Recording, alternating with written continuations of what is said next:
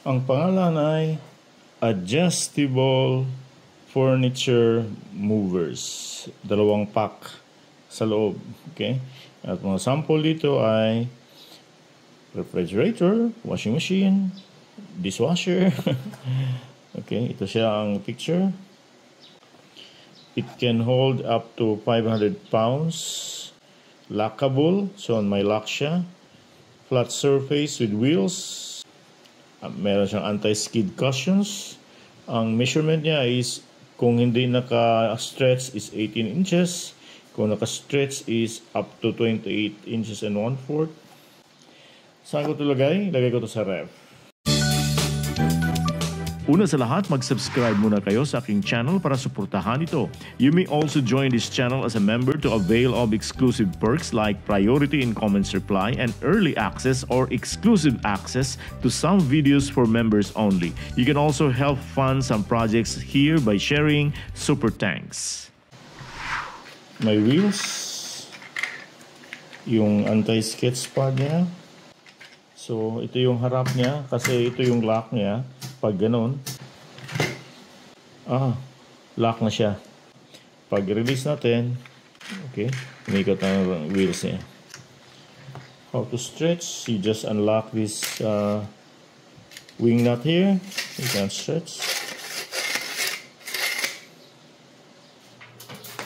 So, ganito ang full length niya ng base, ang roller. Ang ref ko ay hanggang ano lang eh,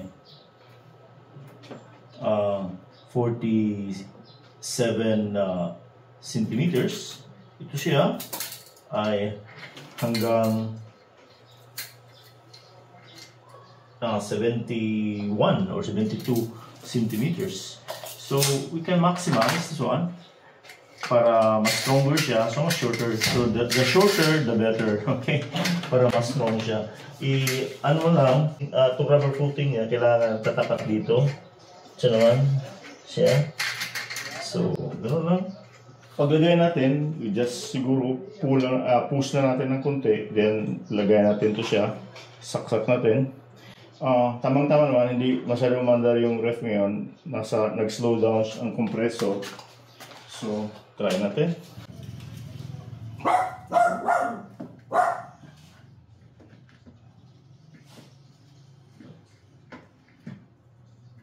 Sanggad na siya, oh.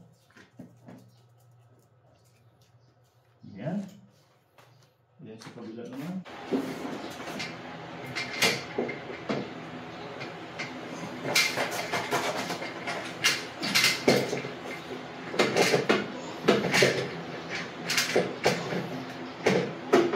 Ang lock. Tingnan ka. Ayun.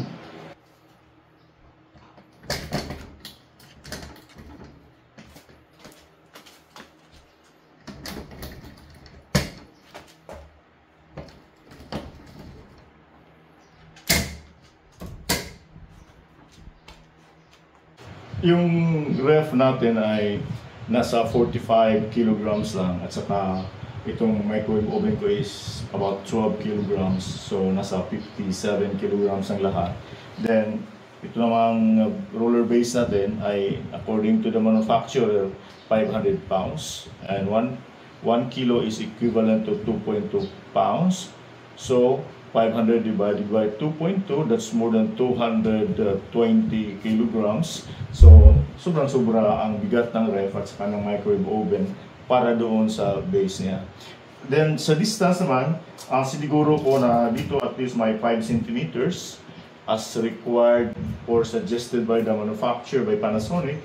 Doon naman sa kabila, kailangan meron yung 5 centimeters. Sa likod naman is 10 centimeters, sobra yun. At sa itaas is 60 centimeters yung space niya. Para makaginhawa yung, or makahinga, para makahinga yung ref. Kasi pag saradong-sarado, di ba makikita natin sa lalo na sa ibang lugar na saradong-sarado talaga yung ref nila. So, nasa loob ng cabinet, ng kitchen cabinet. So, nangyari, madaling masira yung compressor kasi hindi kasi makalabas yung init. Kaya, ito ang recommendation.